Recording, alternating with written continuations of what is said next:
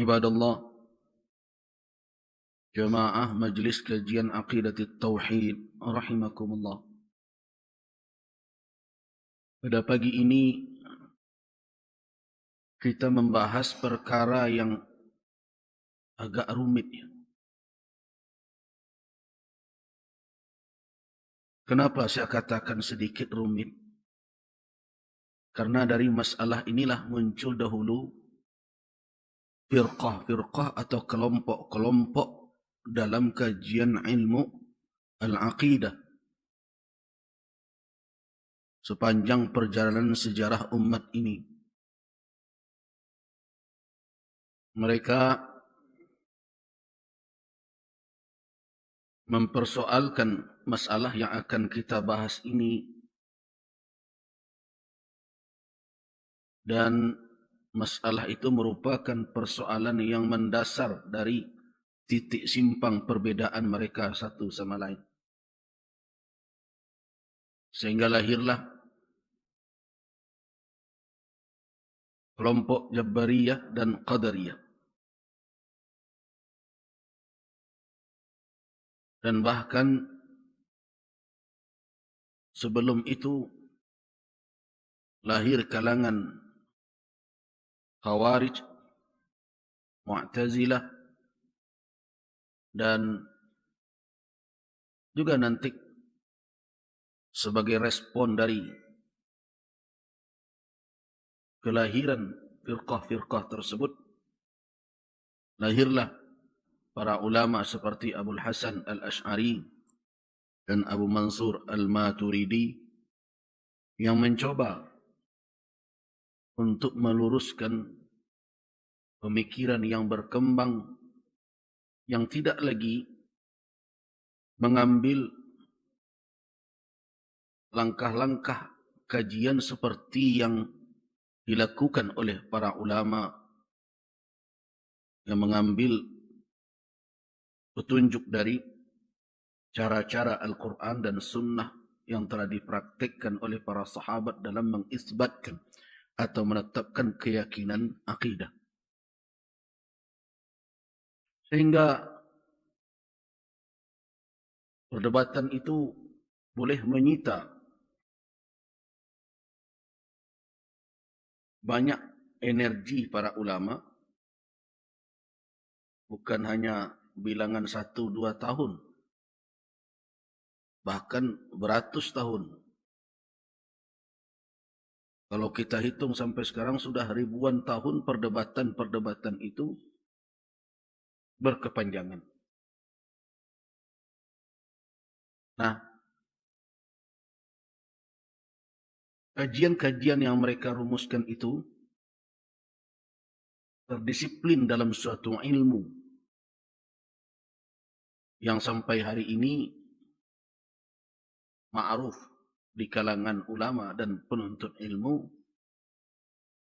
dengan mengambil metode filsafat dan logika di dalam memperdebatkan pandangan-pandangan mereka itu.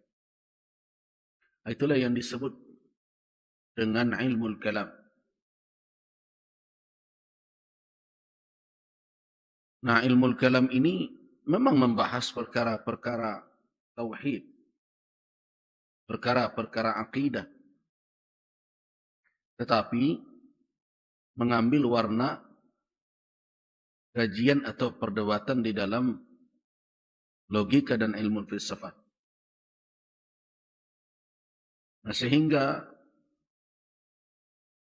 corak yang tampil dalam pembahasan ilmu kalam tersebut lebih kepada perdebatan untuk membatalkan dakwaan dan mengisbatkan keyakinan. Cara-cara seperti itu tidak ma'ruf ya, di kalangan generasi awal sampai kepada imam-imam madhab fiqih dan imam ahli hadis. Tidak ma'ruf. Sehingga ketika mengambil metodologi ilmu tersebut, Para ulama tidak sepakat. Tidak sedikit ulama yang memperingatkan umat Islam, apalagi kalangan awam, agar jangan mengambil ilmu kalam sebagai cara untuk mengisbatkan atau menetapkan keyakinan akidah kita sebagai umat Islam. Karena itu muncullah karangan-karangan para ulama yang memperingatkan agar ilmu kalam berada dalam batasan-batasan analisis ilmiah untuk berhadapan dengan orang-orang yang melakukan tashkik atau pengeraguan terhadap akidah semata, tetapi untuk mengisbatkan akidah, untuk menetapkan apa yang mesti kita yakini di dalam akidah Islam, bukan ilmu kalam sebagai alatnya. Bahkan di antara ulama besar dalam ilmu filsafat, ya, kita tahu adalah Al-Imam Al-Ghazali rahimahullah. Hujjatul Islam gelaran beliau. Muhammad bin Ahmad Al-Ghazali, At-Tusi, At-Tabarani, Asy-Syafi'i. Orang tidak meragukan keahlian Al-Imam Al-Ghazali di dalam ilmu filsafat dan kemahiran beliau dalam kajian ilmu usul. Begitu juga kedalaman beliau di dalam ilmu fiqih dan juga dalam ilmu tasawuf. Dan tentu beliau memahami tentang seluk-beluk tentang ilmu kalam. Tapi beliau mengarang kitab, Bapak dan Ibu bisa lihat, dengan judul Iljamul Awam an Ilmil Kalam. Itu mengekang orang awam, jangan sampai mereka masuk terjun ke dalam kajian ilmu kalam tersebut. Nah, karena itu cara kita menetapkan bagaimana keyakinan yang harus kita imani di dalam berkeislaman adalah dengan tetap menjadikan Al-Quran dan Sunnah serta pemahaman para sahabat sebagai panduan kita.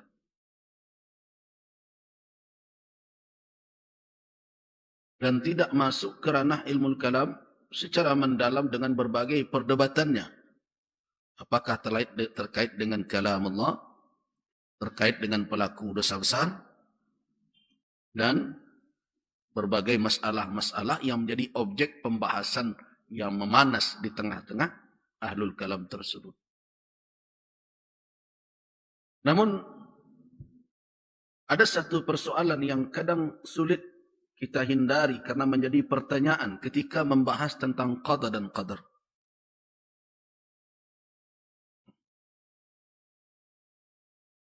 Karena kita menemukan pertanyaan itu tidak muncul terlambat, tapi muncul di zaman Nabi sallallahu alaihi wasallam. Nah, karena itu masalah itu kita angkat, tapi membutuhkan sedikit lebih perhatian dan konsentrasi Bapak dan Ibu-ibu memahaminya.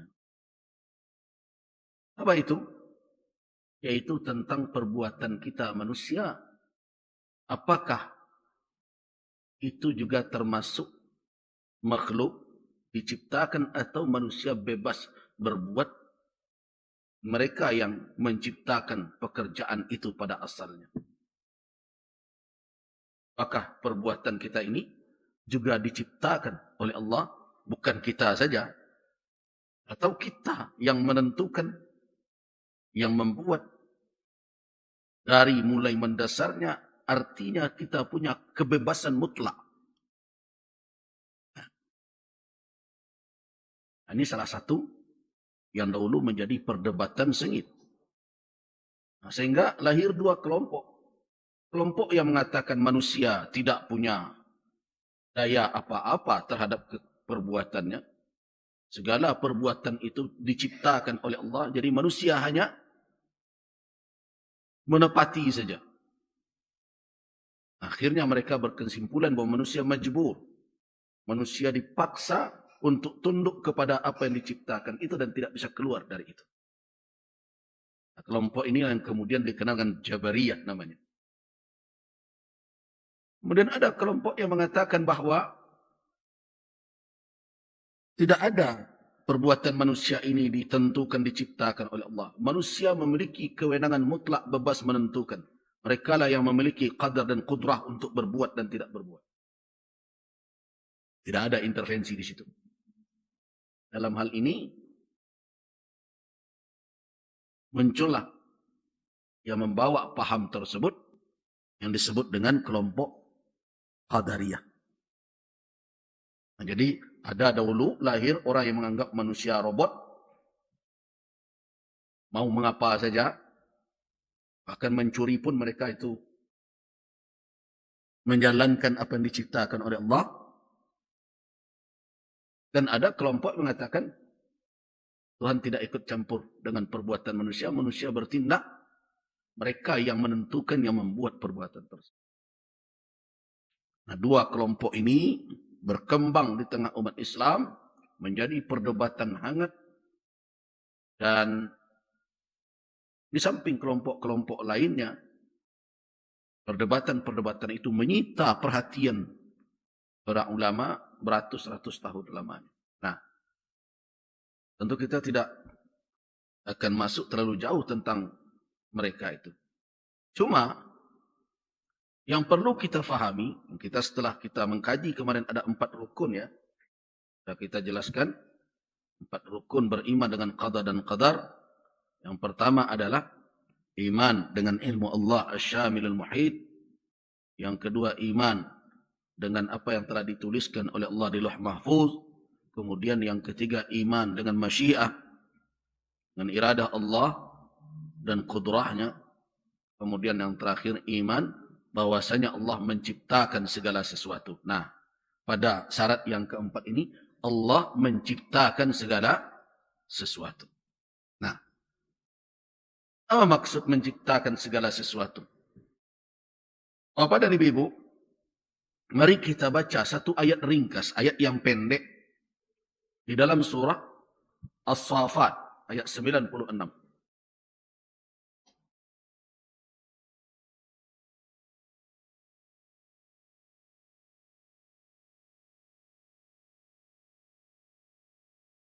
Di situ ada kalimat Wallahu khalaqakum wa ma ta'malun. Wallahu khalaqakum wa ma ta'malun.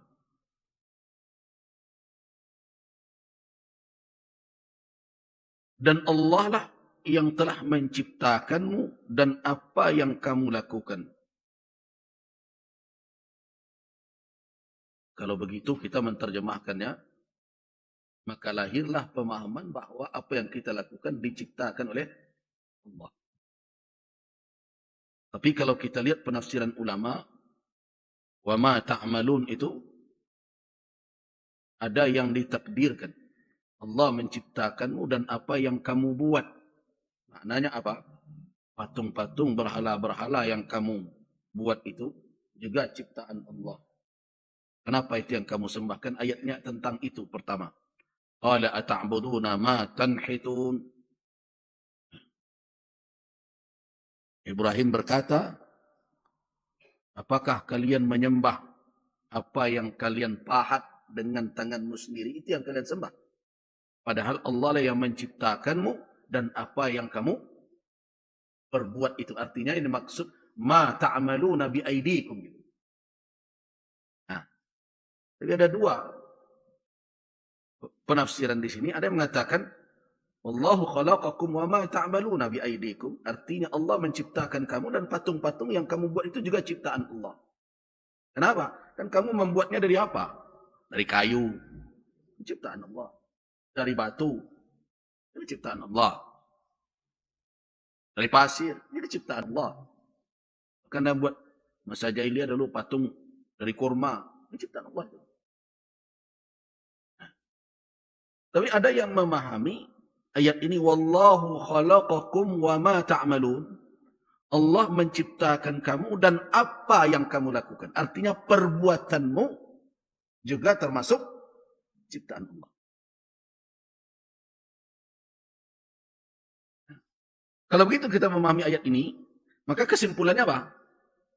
Bahwa apa saja yang kita lakukan sekarang ini, Bapak dan Ibu berjalan, sekarang mendengarkan kajian, apa saja, nanti makan, minum, bicara, semuanya itu adalah makhluk Allah. Diciptakan oleh Allah Subhanahu wa ta'ala. Benarkah demikian? Nah, itu pertanyaannya. Kok sampai ke situ betul dipikirkan? Yang pertama tentu kita tidak ingin iman kita dengan qada dan qadar itu ada cacatnya. Kita tidak ingin bagian yang harus diimani, kemudian kita keluarkan. Karena itu perlu dibahas dan dikaji. Cuma kalau tidak hati-hati, orang bisa menjadi qadariyah, orang bisa menjadi jabariyah. Nah, kalau dalam ilmu kalam, biasanya yang lebih ditonjolkan apa? Perdebatan logika. Nalar dilawan nalar. Tetapi karena cara mengisbatkan, menetapkan keyakinan kita, sebagaimana yang telah kita jelaskan dari awal, bagaimana metodenya, rujuk kepada khabar, kepada dalil, Al-Quran, dan Sunnah. Bagaimana memahami kedua sumber itu? Dengan apa yang difahami oleh para sahabat, para tabi'in, dan ulama-ulama umat. Nah, mari kita perhatikan. Yang pertama, apakah memang persoalan itu muncul di dalam masalah akidah? Ada yang mengatakan tidak perlu dikaji. Tunggu dulu. Apakah masalah tersebut memang muncul dalam persoalan akidah? Bapak dan Ibu, jemaah rahimakumullah. Di dalam hadis yang diriwayatkan oleh Al-Imam Muslim, hadis sahih dari Jabir bin Abdullah radhiyallahu anhu. Beliau bercerita, Ja'a Suraqah bin Malik bin Ju'thum radhiyallahu anhu, sahabat Nabi. Suraqah ini rajin bertanya. Salah satu pertanyaannya adalah terkait perkara haji tamattu'. Ali amina hadza ya Rasulullah? Apakah untuk tahun kita sekarang saja? Tetapi la, li abadil abad. Tidak, tahun ini aja ada tamattu' sampai selama-lamanya. Kata Nabi, itu Suraqah juga. Jadi Suraqah bin Malik bin Ju'thum radhiyallahu anhu, Suraqah bin Malik bin Ju'thum, beliau berkata kepada Rasul, Ya Rasulullah, bayyin lana dinana ka'anna khuliqna al'an. Ya Rasulullah, jelaskanlah kepada kami agama kami ini sebagaimana seolah-olah kami ini diciptakan di hari ini. Ya, minta penjelasan. Ini pertanyaan singkat tapi jawabannya berhari-hari. Nah, tapi itulah Rasulullah. Beliau diberikan jawami'ul kalim. Dengan jawaban ringkas tapi memberikan pemahaman dan orang mendapatkan jawaban dari penjelasan beliau. Ya Rasulullah, ya Rasulullah, ya Rasulullah, bayyin lana, jelaskan kepada kami dinana, agama kami ini, ka'anna, seolah-olah kami diciptakan al-an, sekarang.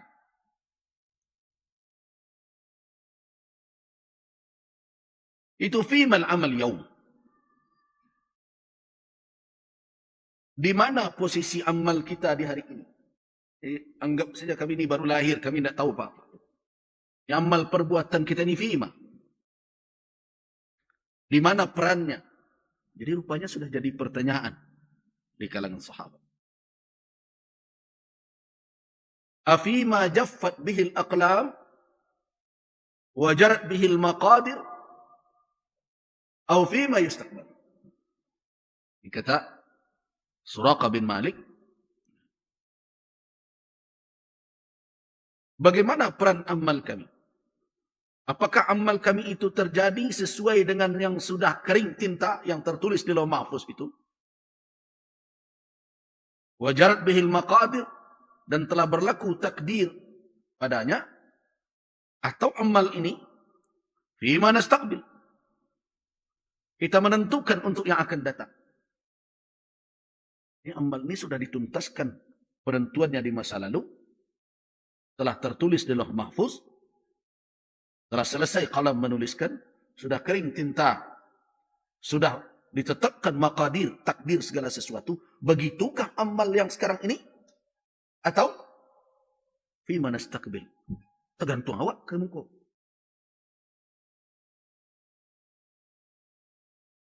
Cuma apa-apa dari ibu jangan bayangkan pertanyaan ini orang zaman modern ya.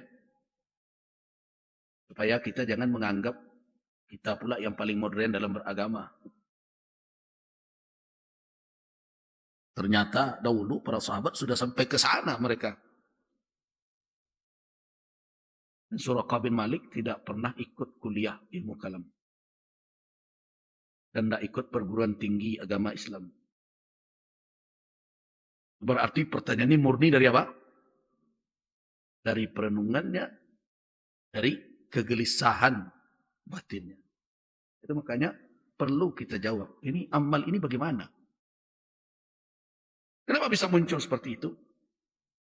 Karena kita tahu, nanti dalam hadis-hadis tentang qadar kan juga sudah kita sebutkan juga pada pertemuan-pertemuan yang lalu, bahwa ketika anak Adam belum terlahir saja di muka bumi ini, sudah suruh malaikat untuk menuliskan apa? Apakah mereka akan menemukan sa'adah atau syaqawah? Akan bahagiakah? Akan menderitakah? Bahkan dalam hadis-hadis dikatakan Allah Subhanahu wa taala telah menentukan siapa yang menjadi ahlun nar dan siapa yang menjadi ahlul jannah. Siapa penduduk surga, siapa penduduk neraka. Jadi kan muncul, wajar muncul pertanyaan, terus amal ini perannya apa? Saya ingin mengingatkan Bapak dan Ibu, sahabat itu cerdas-cerdas ya.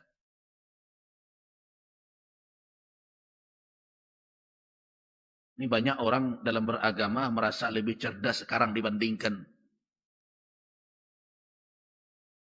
para sahabat dahulu, para ulama dahulu. Sehingga perlu kata mereka dimoderasilah cara beragama ini. Tapi moderasinya hanya lebih bicara kepada perkara toleransi yang lari dari konsep toleransi yang ditunjukkan oleh syariat. Nah ini pertanyaan. Artinya apa? Secara sederhana, amal kita ini apakah sudah ditentukan di masa lalu? Atau dia bergantung apa yang kita rancang di masa depan? Itu pertanyaan. Kalau kita bawakan kepada contoh aktualnya, contoh kenyataannya, kehadiran Bapak dan Ibu-Ibu sekarang ini, sudah adakah tertulis dahulu di Lauh Mahfuz? Atau sebenarnya ini Bapak dan Ibu-Ibu yang merencanakan sebelum berangkat sehingga akhirnya jadi di sini. Barulah perbuatan itu. Atau sebenarnya sudah ada dahulu tertulis.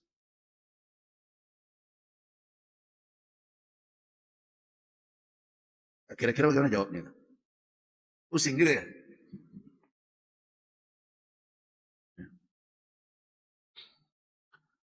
Nah bagaimana Rasulullah SAW menjawab? Qala, Rasulullah berkata la. Makna la itu la fima yastaqbal atau la fima nastaqbil. Perbuatan ini tidak terjadi berdasarkan kepada ketentuan di masa yang akan datang.